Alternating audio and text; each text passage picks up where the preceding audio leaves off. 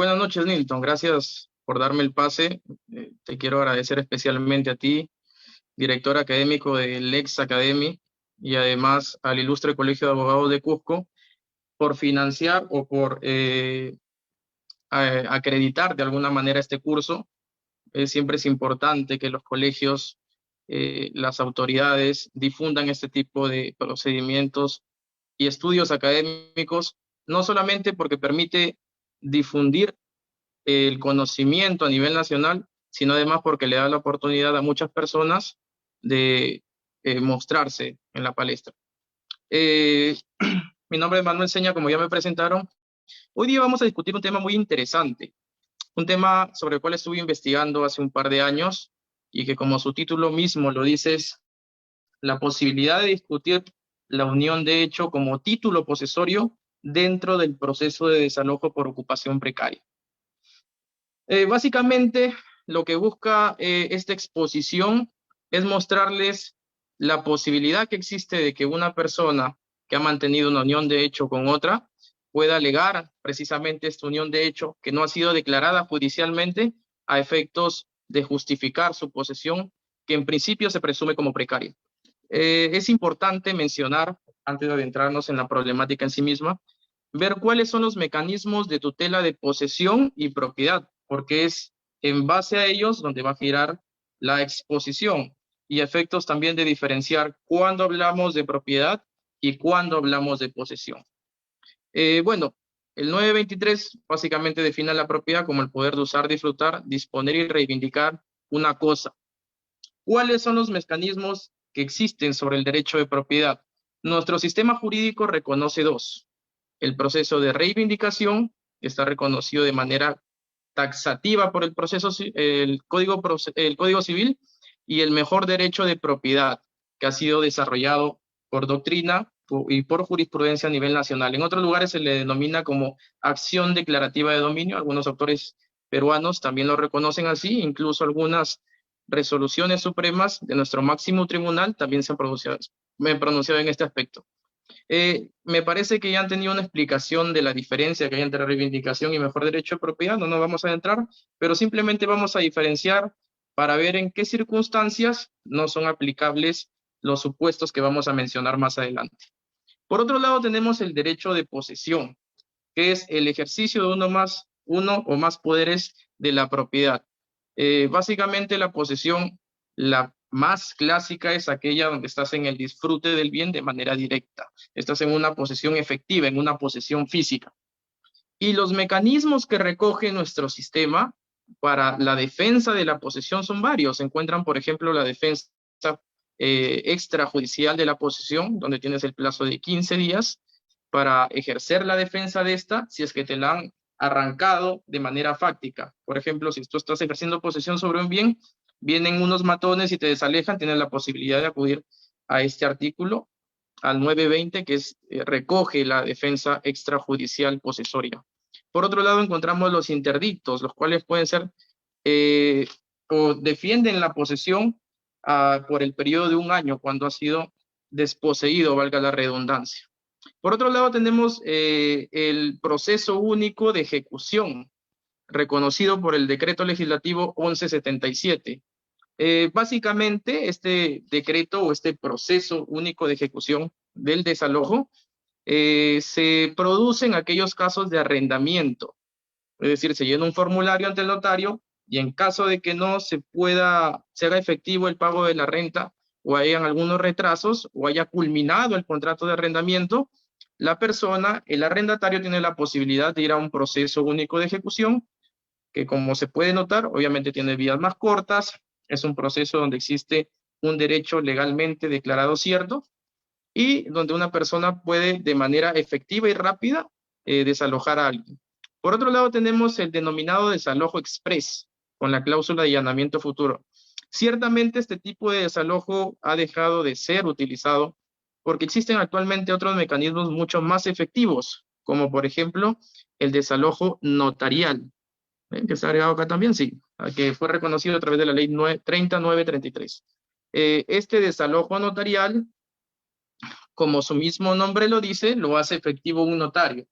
También se llena una acta o se llena un formulario en el notario para que la persona que se vea perjudicada en un contrato de arrendamiento, al vencimiento de o al pago de cuotas establecidas del contrato de arrendamiento, pueda acudir directamente al notario y solicitar la tutela restituyéndole el bien. Ahora, existen muchas críticas respecto a este tipo de desalojo. Una de ellas básicamente es de que necesariamente para la ejecución de ese tipo de desalojo se encuentra supeditado a lo que disponga el juez, porque el notario le comunica al juez, ya que el notario no cuenta con poder coercitivo, para que pueda ejecutar el desalojo que ya ha sido declarado en su primer momento y donde obviamente no se han apreciado ningún tipo de vicio.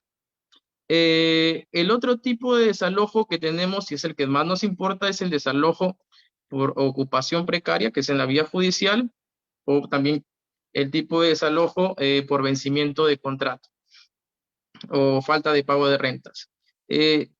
Lo he unido en un tipo de desalojo, que ciertamente no son los mismos, pero son los clásicos que reconocía nuestro Código Procesal Civil y obviamente recogiendo la figura del 911 del Código Civil.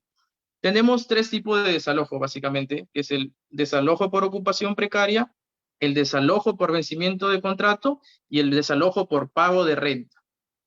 ¿Por qué los he unido en uno solo? Porque desde el cuarto pleno casatorio civil, la mayoría de desalojos por vencimiento de contrato por falta de pago de renta se subsumen dentro del desalojo por ocupación precaria. Porque recordemos, y lo vamos a ver más adelante, que el cuarto pleno casatorio y posteriormente el pleno jurisdiccional nacional civil y procesal civil del año 2017 dispusieron que al notificarle con una carta notarial el requerimiento de la restitución del bien o al notificarle que paguen las rentas, se entendía intimar en mora y convertir en precario al poseedor.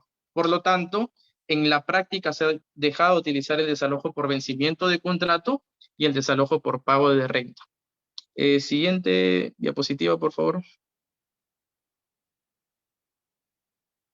Bueno, ¿qué es el desalojo por ocupación precaria? Que es lo que más nos importa y que justamente le hace obtener el rótulo a esta exposición. El desalojo por ocupación precaria o en la posesión precaria definida por el artículo 911 del Código Civil define a la posesión precaria como aquella posesión sin título o con un título fenecido. Ustedes se preguntarán, ¿qué significa sin título o con título fenecido?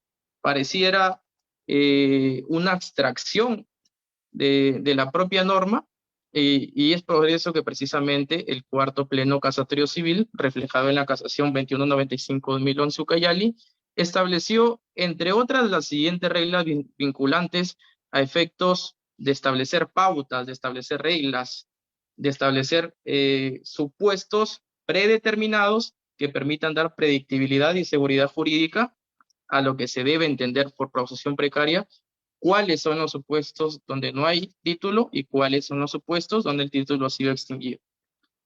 Básicamente, el cuarto pleno casatorio en cuanto a precario lo define como el 911, agregándole que es aquel que no ostenta título y no paga renta. Esto es muy, muy importante porque básicamente es de donde se entiende también que se subsume el desalojo por pago de renta que les explicaba anteriormente. Y también señala que existe un poseedor precario con título fenecido, con título extinguido. Léase aquel poseedor que ha tenido primigeniamente un título, pero que éste ha culminado un plazo. Y básicamente son los títulos de mediación posesoria, por ejemplo, cuando se termina el contrato de arrendamiento, el contrato de comodato, el contrato de usufructo, etc. El cuarto pleno casatorio señala algo que es muy importante. Para entender esto, debemos irnos a lo que significa posesión. Como les decía en un momento, la posesión es el ejercicio, de hecho, de uno o más poderes de la propiedad.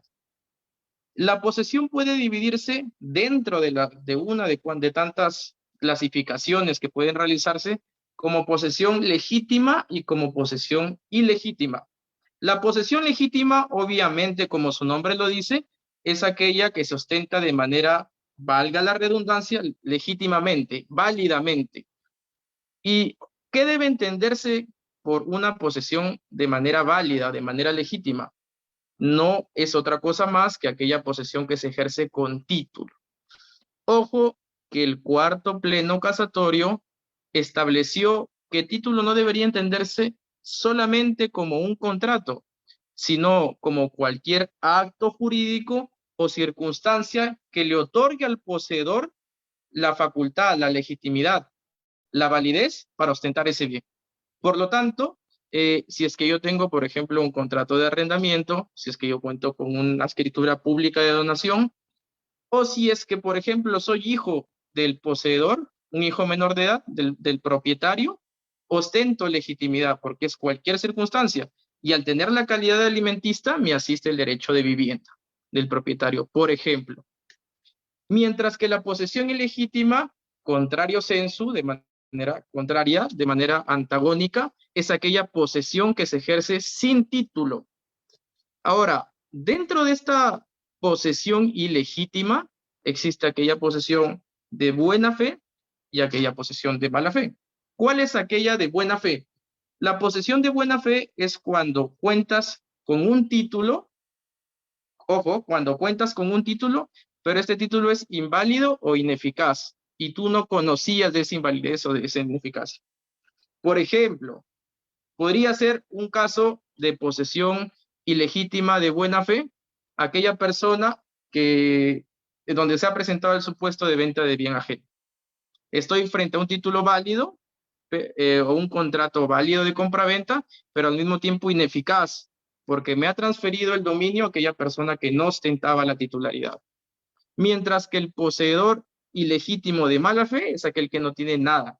Y obviamente tú no puedes alegar buena fe, salvo que cumpla los requisitos de la prescripción adquisitiva de dominio, que también lo veremos más adelante, y no puedes oponer ningún tipo de derecho a quien te está demandando por desalojo. No puedes alegar la ignorancia, el error, el desconocimiento frente a alguien que te demanda por desalojo, ya que al no tener ningún título no existe nadie que legitime, que valide esa afirmación que está realizando. ¿Y cuáles son los supuestos de título fenecido? La Corte Suprema ha dicho, por ejemplo, caso de resolución judicial 1429 y 1430 establecidos en una cláusula, intima en mora el deudor y se resuelve de pleno derecho. B, el caso previsto en el artículo 1704. El artículo 1704 esconde una particularidad respecto al contrato de arrendamiento. Señala que cuando el contrato de arrendamiento ha cumplido el plazo establecido, este no se extingue, sino que se renueva de manera indefinida, de manera indeterminada. Por lo tanto, en este caso, el arrendatario tendrá que enviarle una comunicación notarial, por ejemplo, para dejar una constancia al arrendador precario en este caso, para que se entienda fenecido el título y por lo tanto lo convierte en un poseedor precario, en un detentador precario. El tercer supuesto, aquel arrendatario frente al nuevo adquirente del bien, cuando no escribe su derecho. Entiéndase, por ejemplo, si es que yo estoy ostentando un bien con un contrato de arrendamiento que acaba en diciembre de 2022 y no he inscrito este contrato en registros públicos, si es que mi arrendador transfiere ese bien, se lo vende, lo enajena, yo no podría alegar que cuento con un contrato válido, salvo que el nuevo propietario se haya obligado a respetar dicho contrato. Entonces, en virtud de esa transferencia, yo me convierto en un ocupante precario.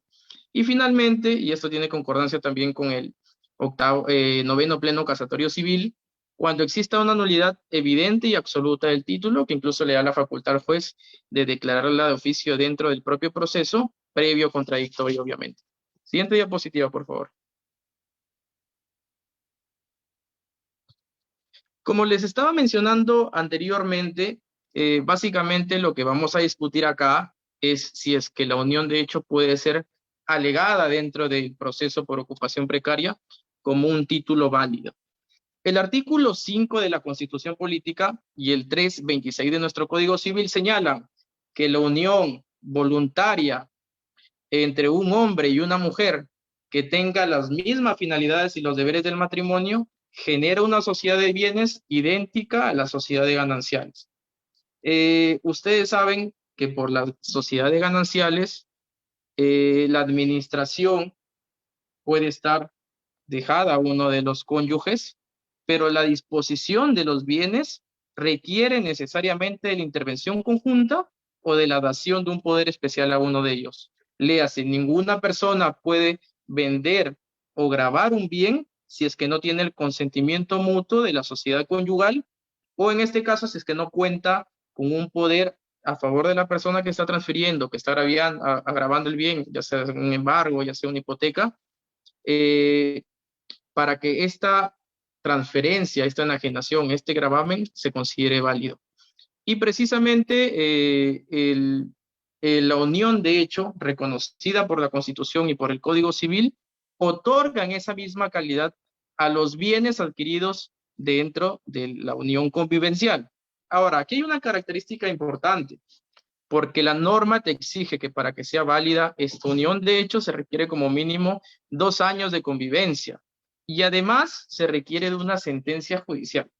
No se establece de manera explícita, pero se entiende que como no existe ningún tipo de procedimiento fijado para este tipo de trámites, deberá declararle el juez o también el notario dentro de la ley de competencias notariales en asuntos no contenciosos.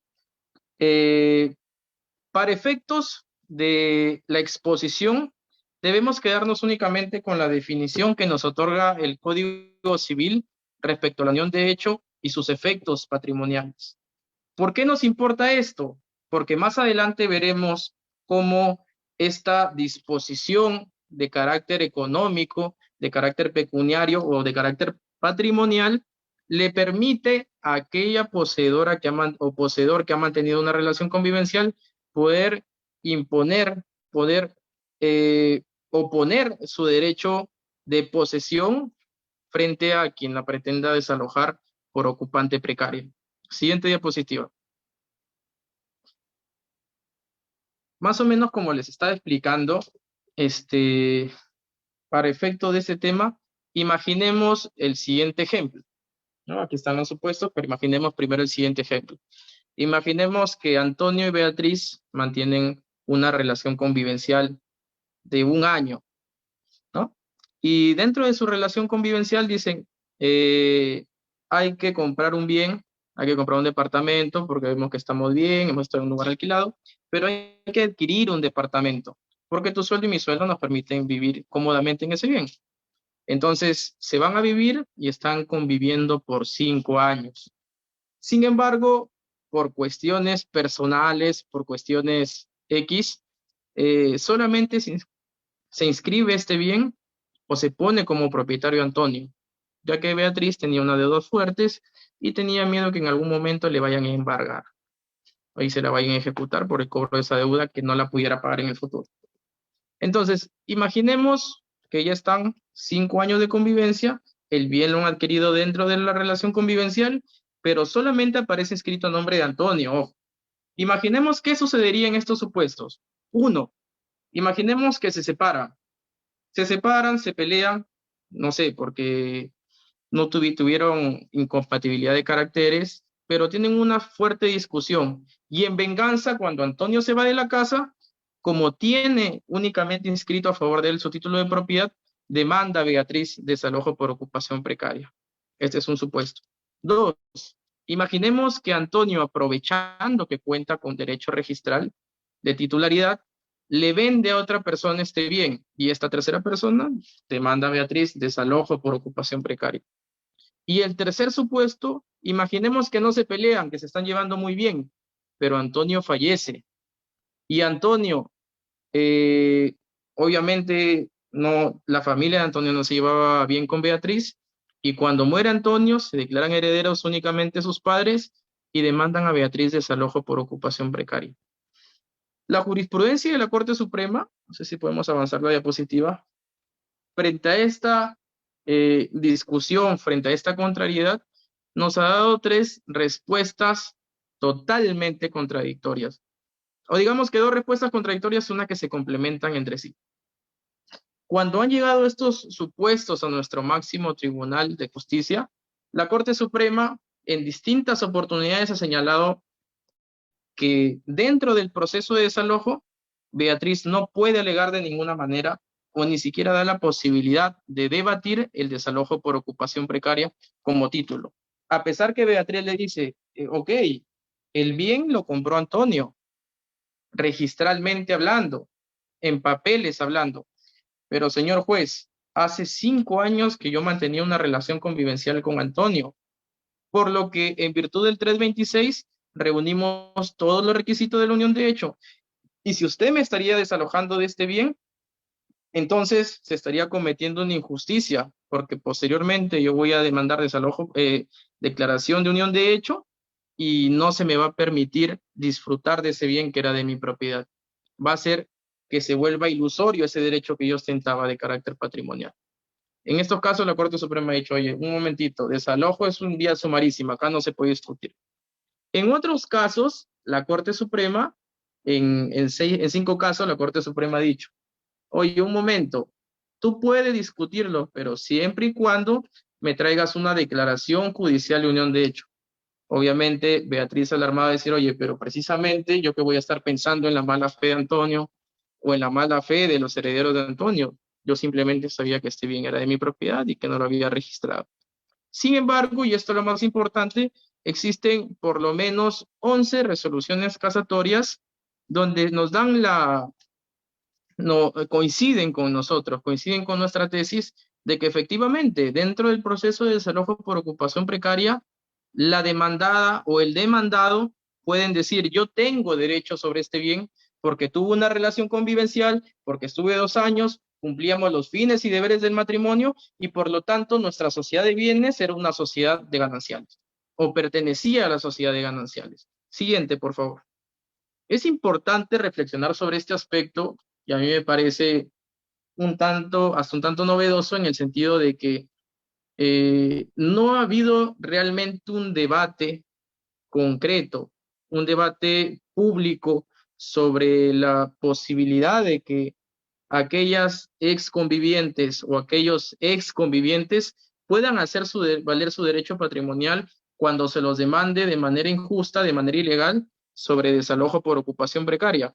Obviamente que en algunos casos puede tratarse de tercero de buena fe, pero pero en estos supuestos el juez deberá enviarlos ya no a la discusión del derecho de posesión, porque existen rasgos evidentes de que el poseedor no es precario, sino que lo debatan dentro de un proceso de reivindicación donde se analizará quién cuenta con mejor derecho de propiedad y obviamente si es que la demandada estaba en posesión, no creo que le puedan resultar aplicables las normas o lo que establece la disposición del 2014 del Código Civil respecto al tercero de buena fe, porque ojo que la Corte Suprema también ha establecido que en los procesos donde se quiere aplicar el 2014 debe aplicarse y entenderse el deber de diligencia ordinaria por parte del comprador. Esto es, si es que yo voy a adquirir un bien, si es que voy a hipotecar un bien, debo como mínimo ir a ver y verificar que la persona que me está transfiriendo bien realmente está poseyendo,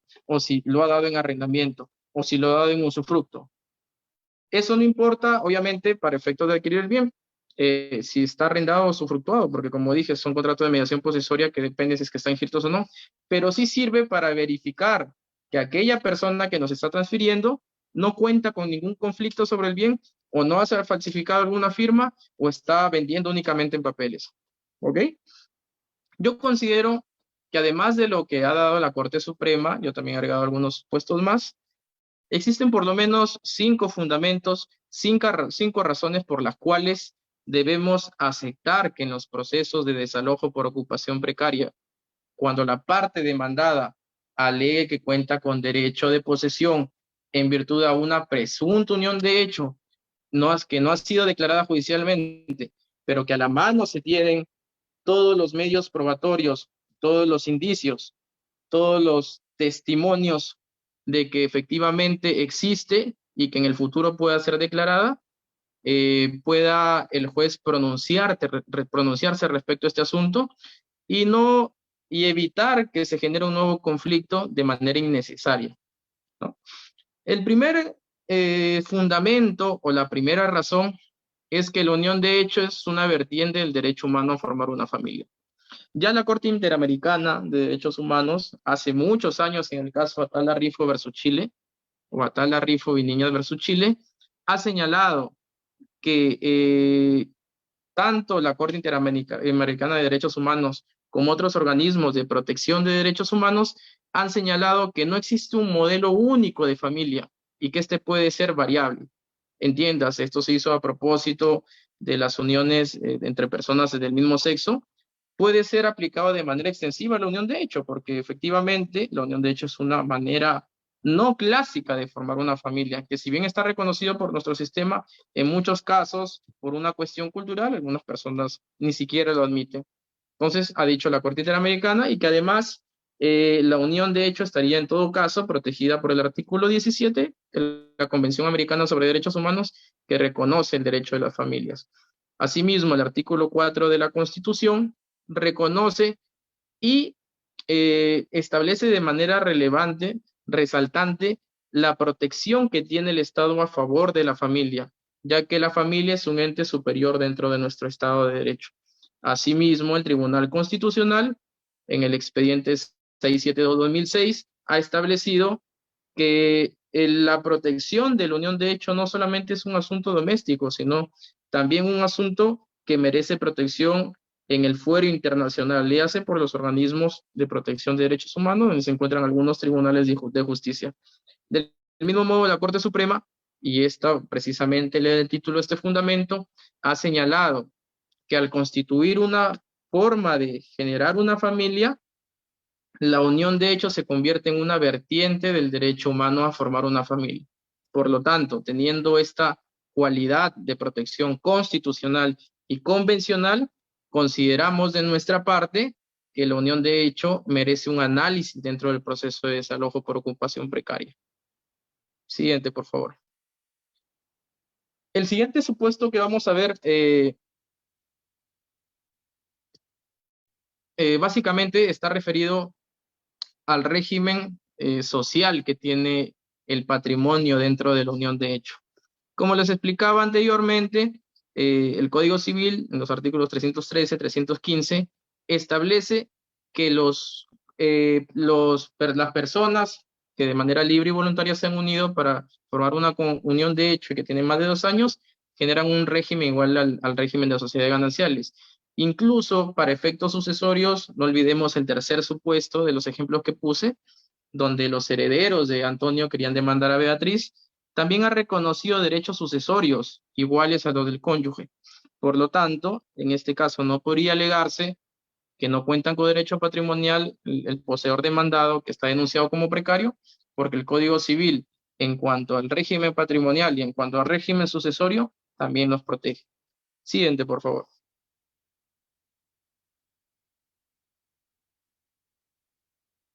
En el año 2020 se publicó el 8º Pleno Casatorio Civil.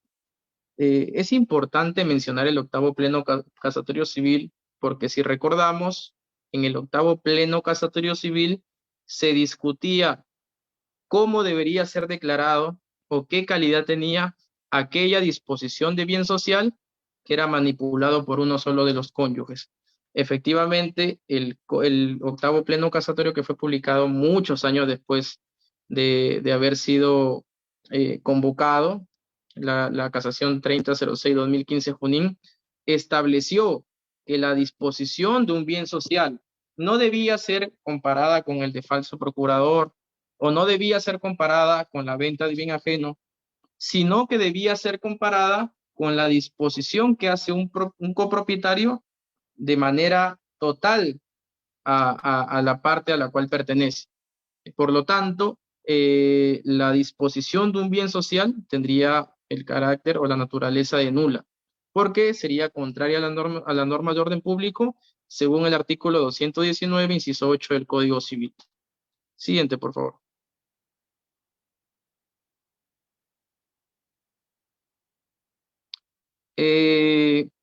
Para este caso, como los estuve mencionando previamente, también resulta aplicable el 4º Pleno Casatorio Civil, no solamente en cuanto a lo que se entiende por posesión precaria, sino porque el 4º Pleno Casatorio Civil estableció dentro de sus reglas vinculantes que cuando la parte demandada alegaba ser propietaria por prescripción adquisitiva de dominio sobre el bien, el juez estaba en el deber de analizar si es que los medios probatorios presentados por la parte demandada reunían todos los requisitos, todas las características, todos los supuestos del artículo 950 del Código Civil, entiéndase, posesión pública, continua, pacífica y a título de propietario, ya sea por el plazo de 5 o de 10 años, para declarar infundada la demanda de desalojo por ocupación precaria y dejar expedito el derecho de la parte demandada de acudir a la vía procesal pertinente para demandar su derecho de usucapión, ¿no? Siguiente. Incluso, siguiente diapositiva, incluso otra regla aplicable al caso concreto es la modificación a través de la técnica de overruling que se hizo en el 9º Pleno Casatorio Civil. Si recordamos, el 9º Pleno Casatorio Civil estuvo en discusión si es que dentro del proceso de otorgamiento de escritura pública podía analizarse la validez del título sobre el cual se pedía su protocolización. En este caso, el 9º Pleno Casatorio en la Corte Suprema deja establecidos dos criterios muy importantes que nos quitan el velo de encima respecto a lo que entendíamos por procesos plenario, por proceso abreviado y por proceso sumarísimo. La Corte Suprema dijo, oye, un momento, no es que el proceso sumarísimo tenga limitaciones, se trata de un proceso que es más corto en los plazos, pero que tiene la misma característica de plenarios que el de conocimiento y que el proceso abreviado. Estamos hablando de que este caso el proceso sumarísimo, que es donde se discute el otorgamiento de escritura pública. Por lo tanto, el juez no tiene ninguna limitación para analizar los medios probatorios o las alegaciones que hagan las partes, ya sea la parte demandante o la parte demandada, respecto a los intereses que se encuentran en controversia. Y asimismo dijo, por lo tanto, modifíquese el 4º Pleno Casatorio. Y si bien en un momento como Corte Suprema dijimos, oye, cuando el título es nulo, cuando el título es evidente que ostenta vicios, el juez solamente lo analizaba en la parte considerativa y decía, ya, te voy a declarar infundado o fundada la demanda de desalojo y anda, debátelo, ¿no? Esto te va a servir para que en otro proceso lo discutas. Acá la Corte Suprema fue más allá y dijo, oye, un momento, cuando existan vicios de nulidad evidente, que su apariencia denote una flagrante nulidad, el juez debe promover el contradictorio dentro del proceso de desalojo o dentro de cualquier proceso plenario, entiéndase por esto, y debe declarar de oficio la nulidad de ese acto, porque ese acto para el sistema prácticamente no existe, es un acto que no puede ser convalidado ni reconocido por el sistema y no debe esperarse a que la parte se vaya a un proceso judicial donde gaste esfuerzo, donde gaste trabajo, donde gaste dinero para solicitar la nulidad de un título que a todas luces resulta nulo. Entonces, teniéndose en cuenta análogamente a la unión de hecho, la pretensión de unión de hecho, al igual que la de nulidad de acto jurídico, se debate dentro de un proceso de conocimiento. La unión de hecho puede ser alegada dentro de un proceso de desalojo. Ergo, no existe ningún impedimento para que el juez, cuando se alegue la unión de hecho, pueda analizarla y dependiendo si es que se cumplen los requisitos o no, declarar fundado o infundado el proceso de desalojo por ocupación precaria. Y ya más o menos para terminar, siguiente diapositiva, a modo de recomendación o a modo de sugerencia, si es queremos establecer en una regla lo que hemos venido exponiendo y fijarla como si fuese un precedente vinculante que debe ser entendido por todos los jueces, podríamos decir lo siguiente. Cuando en un proceso de desalojo por ocupación precaria, la parte demandada alegre como título posesorio un originado a partir de una presunta unión de hecho que no ha sido declarada judicialmente, olvidemos que es presunta porque todavía no se ha definido, el juez, previo contradictorio, analizará y verificará si se cumplen los requisitos del artículo 326 del Código Civil, que reconoce la unión de hecho, y si ésta le otorga un derecho a la parte demandada sobre el bien en materia de desalojo que legitime su posesión, lo cual servirá para declarar fundada o infundada la demanda según sea el caso. Y la última parte, para no ser muy extensivos, hemos querido igualarla a lo que se dispone respecto al proceso o a la alegación de prescripción adquisitiva de dominio, y hemos establecido que este análisis solo podrá realizarse en la parte considerativa de la sentencia sin que ello importe un pronunciamiento en su parte resolutiva, quedando expedito el derecho de la parte interesada para solicitar su reconocimiento judicial en la vía correspondiente. Y si es que luego no existe ningún conflicto con su expareja, lo puede hacer en la vía notarial. Obviamente, ya sabemos que precisamente el derecho de familia tiene estas particularidades donde son inciertos los resultados que se puedan obtener al futuro y los abogados litigantes lo sabemos. Les agradezco por su atención. Espero haberles brindado un material importante, conciso y sobre todo un tema que, a pesar de ver que existen muchas repercusiones a nivel de la Corte Suprema, hemos visto 22, luego 5 y luego 11 resoluciones casatorias que hablan sobre esta controversia, no se pone en la palestra, no se pone en el debate, no se pone en la discusión académica. Entonces yo considero que incluso a través de un pleno jurisdiccional nacional podría debatirse este asunto y fijar un criterio que sea aplicable de manera predecible, de manera que garantice la seguridad jurídica por parte de los jueces de la nación. Muchas gracias.